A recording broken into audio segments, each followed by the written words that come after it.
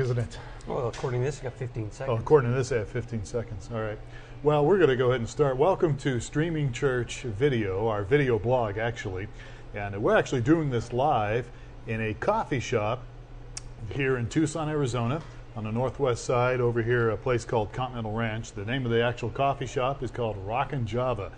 And our church, Alive Church, actually has a venue here on the weekends. And so we just decided to have some coffee here and to broadcast. I'm with Steve Lacey, who is our founder and president of StreamingChurch TV. Steve, how are you today? I'm doing all right. All right. Glad to be here. Are you glad to be here? Did you have a good day? I did. Good. I'm glad to hear that. It was a good day. That's good. Well, let me just tell you, in case you're just joining us, if you're joining us live, these are archived as well. But if you happen to be watching us live, we encourage you to chat with us via the chat box over here, where you can type in your questions. We do this every Thursday evening, 6 o'clock, and we do it primarily to talk about streaming issues, how streaming relates to your church. We try to give practical tips on how to help improve your broadcasting, improve your streaming. Yeah, and just improve the overall experience of doing church online. Exactly, and so we can answer technical questions as well as some practical things. And actually today what we're going to talk about is Twitter. And you might say, well, what does Twitter have to do with streaming? Steve, what does Twitter have to do with streaming? What does Twitter have to do with it? Well, Twitter's just another tool out there to connect you, your leadership, your church with the people. That's right. So it's kind of, streaming is a similar kind of venue, right. And the platform that we have and others have allow you to connect online. Just use all the technology you can to connect with Exactly. people. That's what we're going to talk a little bit about. So let me just preference this by saying, first of all, I'm really no expert on Twitter. And so you might be saying, oh, great, what am I watching this for? But I can tell you that how we use Twitter at our church and how I use Twitter for my ministry. And in fact, you might even be more knowledgeable on Twitter than we are, and you're welcome to participate in the conversation by typing in your chat. We've got some links down here below the chat window that you can look at here. I'll point those out to you in a little bit, but let's talk a little bit about Twitter. Twitter, first of all, is a website that was it's owned and operated by Twitter Incorporated, of course, but it actually was started in late 2006 by a guy by the name of Jack Dorsey, and it really got more popular in 2007. Let me give you some numbers here. Twitter currently worldwide has over 1 million users. So I'm going to give you these stats for a reason here, okay? Let me back up a little bit. In 2007, Twitter, there was about 4,000 tweets, and a tweet is just something. So they have over 1 million or over 100 million? Don't confuse me. They have over 100 million users right now. There's 100 million I thought users. You said a million. 100 million users right now. But if you back up a few years in 2007, they started with about 400,000 tweets per quarter, and then it just continued to grow. They grew to like 100 million tweets per quarter in 2008. I'm just telling you how it grew. By the end of 2009, there was 2 billion with a B tweets per quarter. And a tweet is just something, in case you don't know, it's something you enter in, and it's a line or it's something 140 characters or less. Exactly. Very good. So you know more about Twitter than you're letting on. So. And honestly, over the last few years, it has just grown and grown and grown. And now Twitter is ranked as one of the most top 10 websites visited in the world today. Mm-hmm. So Twitter is very popular. And I know a lot of people think, well, It had its start in my alma mater state, I believe. And California? Actually, no, I thought it was Texas. I thought it was California. Oh, maybe I'm wrong then. Okay. I thought it grew out of... But you've been in California, so it's sort of... I've been in California or Texas, either one, yeah. Okay. So this depends on how convenient it is. Okay. So anyhow, Twitter, I'm going to talk about here how Twitter really helps relate to your church, how you can use it to your church. So let's jump into it. First of all, if you're playing at home, there's a tab up above the chat window here that says Notes, and you're welcome to click on that tab. That will kind of give you a little bit of idea where we're going with this. Why should you care about Twitter? Well, first of all, Twitter is free. It's free, which is nice. We like free stuff around here. You probably do too if you're involved in church work or ministry. And so it's simple to use, it's free, pretty much anybody can use it. So that's one of the reasons I put it on the list. I've got enough expenses in my personal life that free stuff is good. So how does Twitter make money? That's a good question, right? Actually, in the tech world, that's been an open-ended question. How are they going to monetize Twitter? Because it has not been monetized, even though it's valued at quite a bit of money. It is. But the monetization scheme for Twitter has not been completely figured out. Whether they're going to embed ads or what are they going to do? Which they really haven't done yet. They haven't done it. They haven't moved out. They haven't made any significant changes to how the platform and the system works. Yeah, interesting. And of course, you being a businessman would ask that question. How do they make money on it? Well, we don't know. That's a big mystery. Well, but anytime something's free, you gotta is, wonder, is there right? something free? Is there really something behind it? Right. Well, it is free. At this point, it is free, and it's something that you can use for your church. And I like that. It's another tool, as you said earlier. Okay, so let's talk about why you should use Twitter. First of all, using Twitter is generally, it can be faster than just using your email. And honestly, you can do it in it's more manageable than a group text. Right. If you set up a Twitter account for your church, and we'll talk a little bit about that in a little bit, you can notify people instantly because people can set up Twitter so that they can actually get it over their phone. And so you can set up different groups, and you can monitor. People can monitor. For instance, let's say the youth group is going to some Christian concert. They're seeing Newsboys or somebody, and the concert's running late, and so you want to make sure parents know that, hey, we're not going to be back at the church or back at the campus for another 45 minutes. You can tweet something, I guess is the word for it, and you can tweet it, and then people can either get it on their phones or their computers instantly, and you can instantly communicate with that youth group, parents group, saying, hey, we're going to be a little late, cut us some slack here, parents, okay? Yeah. So it's faster than email, and it can be more manageable. The other thing, too, I like about Twitter, go ahead, you had a question? I was just going to mention that I know when I first started getting involved with it, I was following a few people and had it set to go to my phone. Right.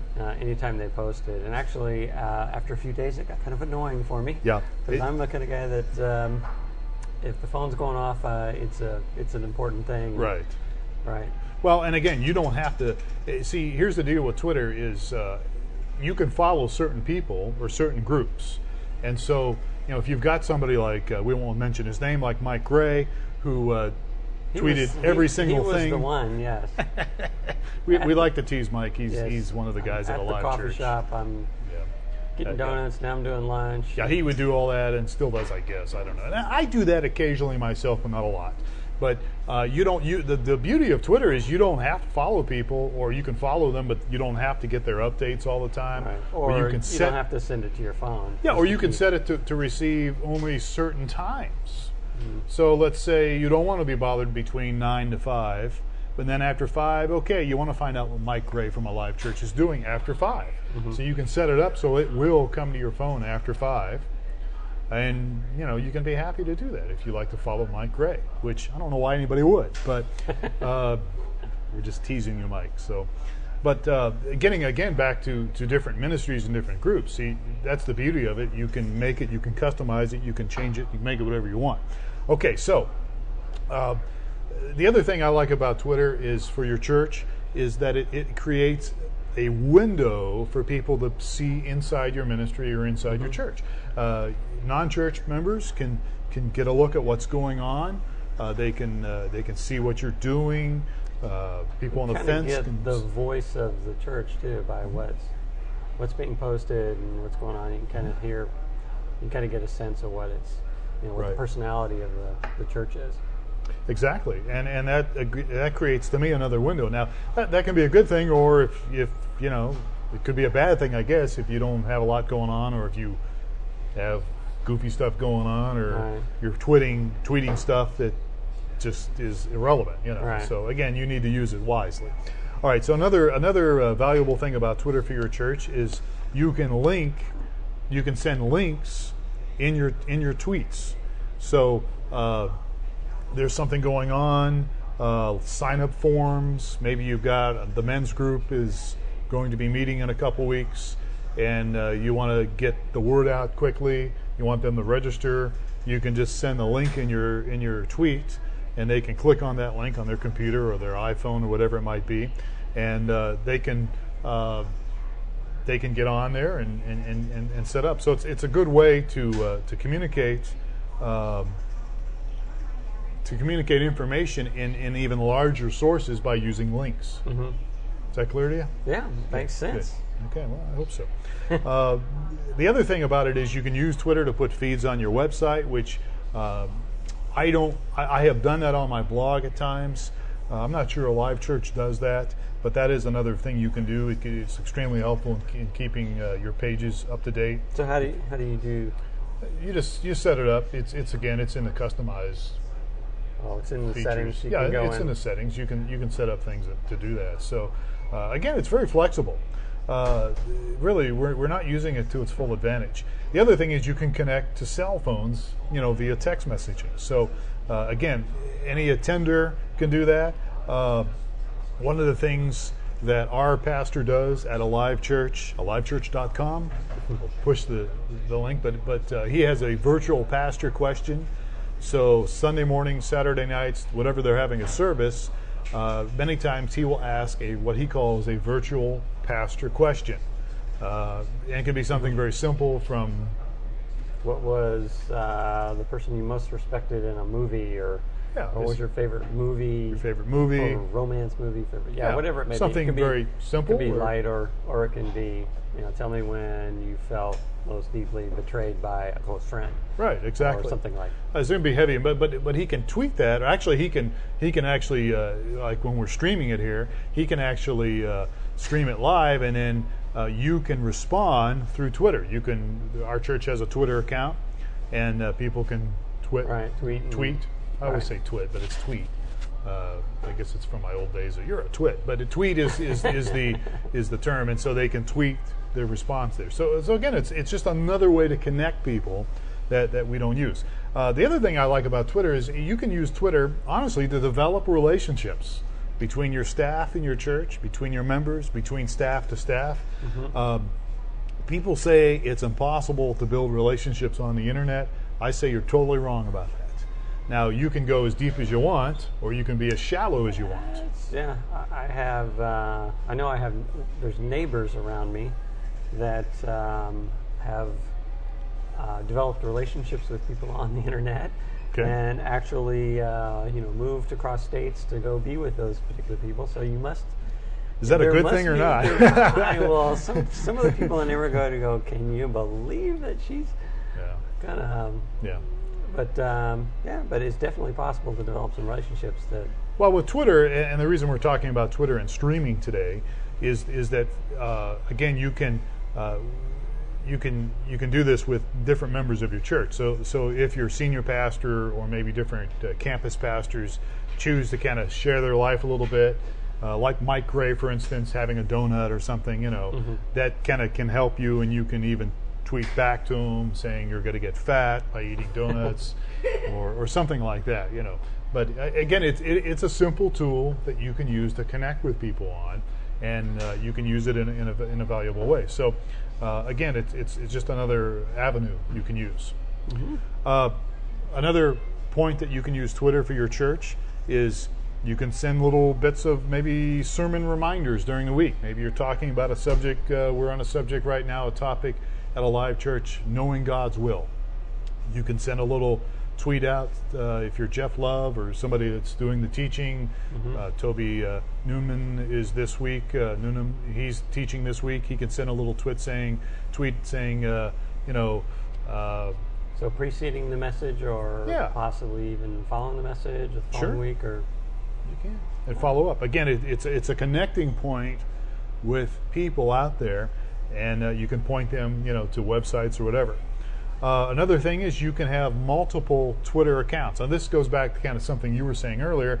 What if I don't want to find out every single thing that's going on? Well, at your church you can set up different accounts, different Twitter accounts for different types of ministries. Oh, so youth, maybe a Twitter account specifically for the youth. a Twitter account specifically for the women's group. You know, they go to the Cheesecake Factory every Tuesday nights and spend our money. You know, you could set up a Twitter account for you know, a men's group or you know, special small group. And keep them up to date on those things. And again, you can choose what messages you can receive or what you don't want to receive. Do you have any I know my kids are not Twitter fans, but they're definitely Facebook fans. It seems like there's a particular age group where the Twitter population picks up, and do you know what those specifics or not? I don't have those stats. You were telling me that a few months ago, and that kind of surprised me because, as we just read earlier, Twitter continues to grow. Right. I mean, it is growing like crazy.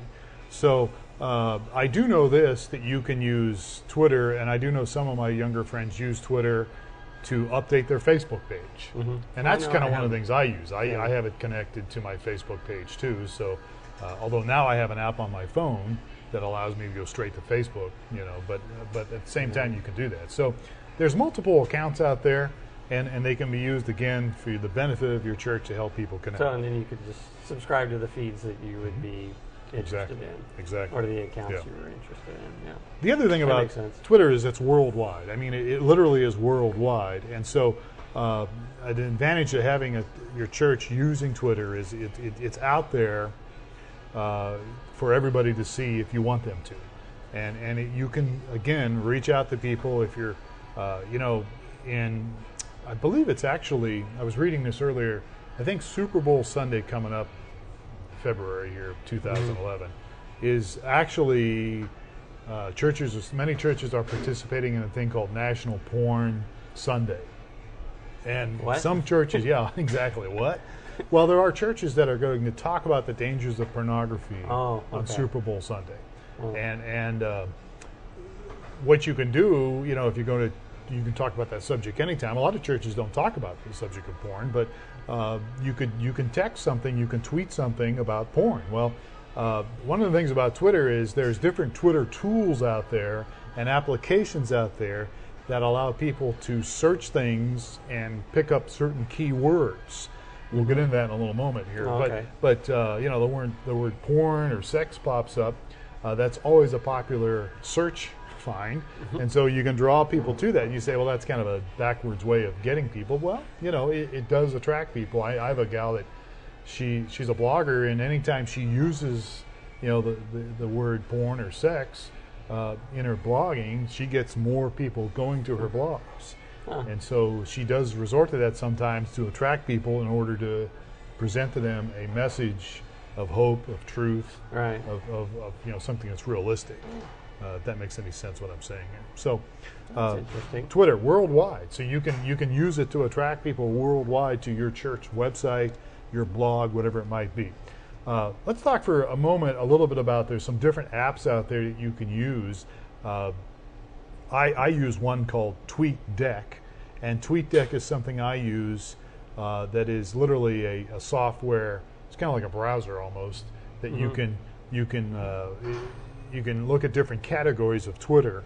I have in fact, I'm going to open up, you can't see it where you're at right here, but there are some things, by the way, there are some links here that you might want to look at on the chat box here. One of them is the link to Twitter.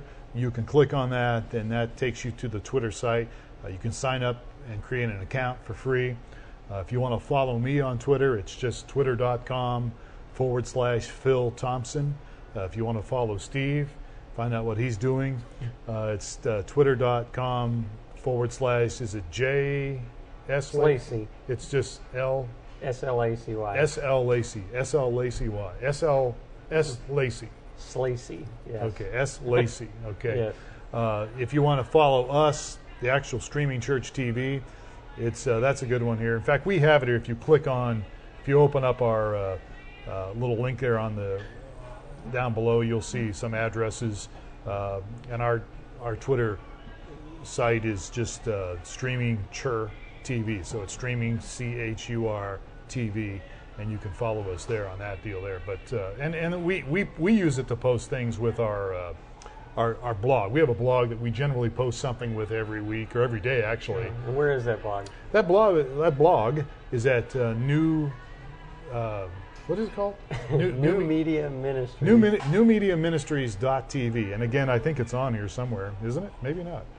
I can type it in, but it's newmediaministries.tv, and it's a blog that lets people know, just gives you up-to-date things happening in the tech world, right.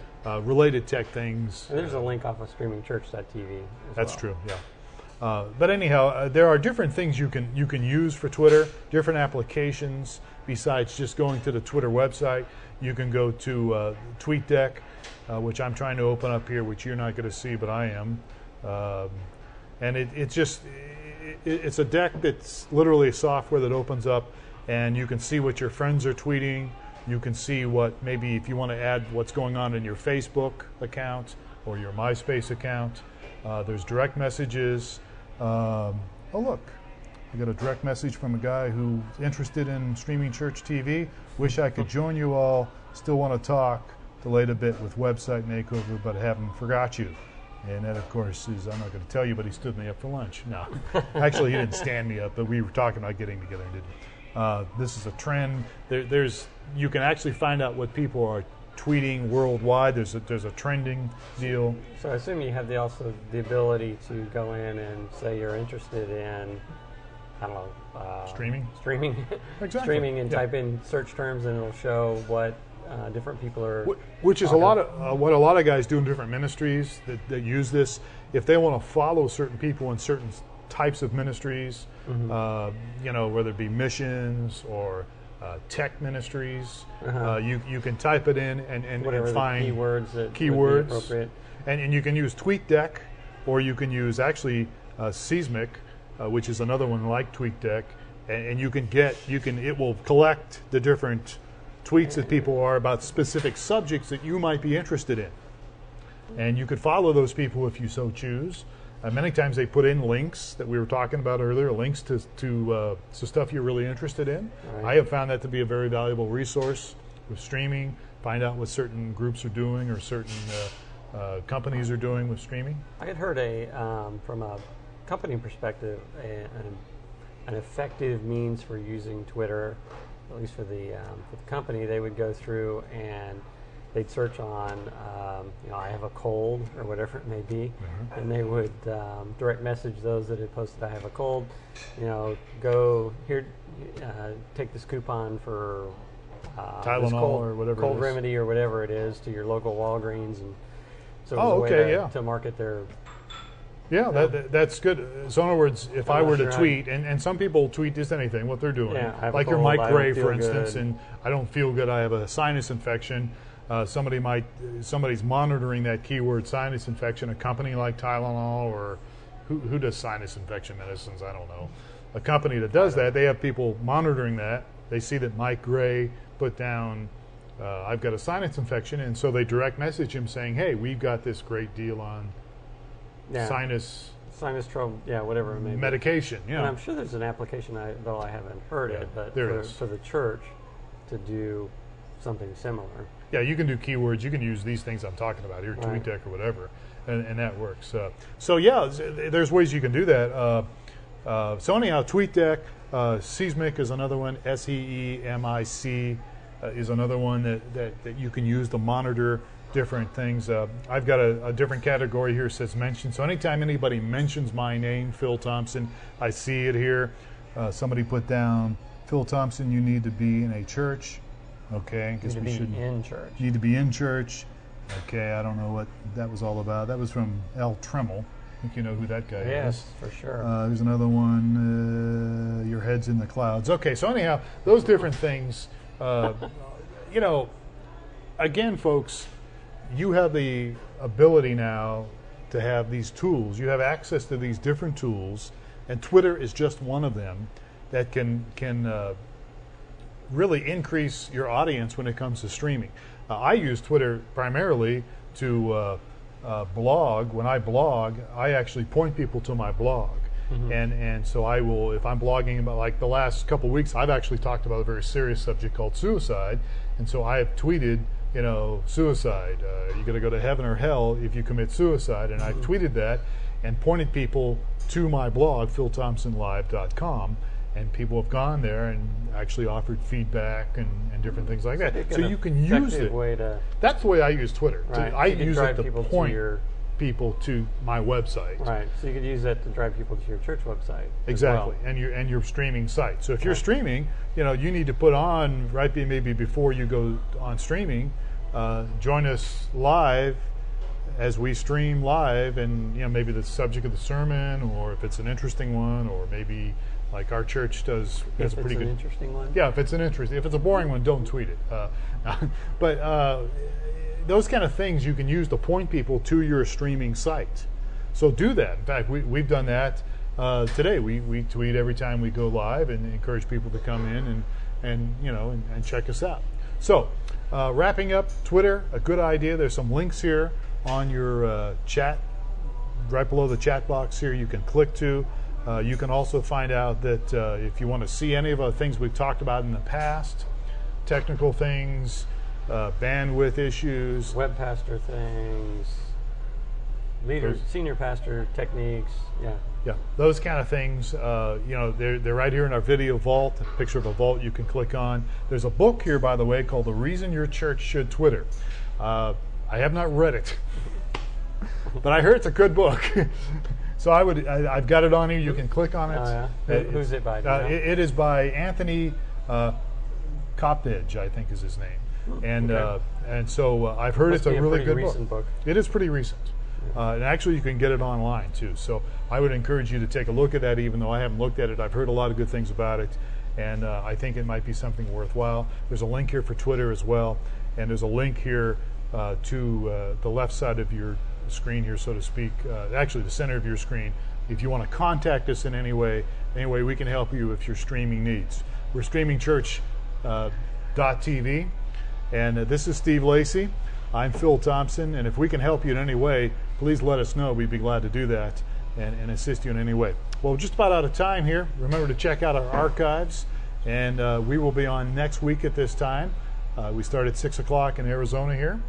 And we'll have a special guest next week. Yes, Michael Robinson. Michael Robinson. Where's he from? He's from actually Book of Life Church, as well as Beth Sar Shalom. There's a Messianic Jewish ministry that's got one pastor and 2 churches.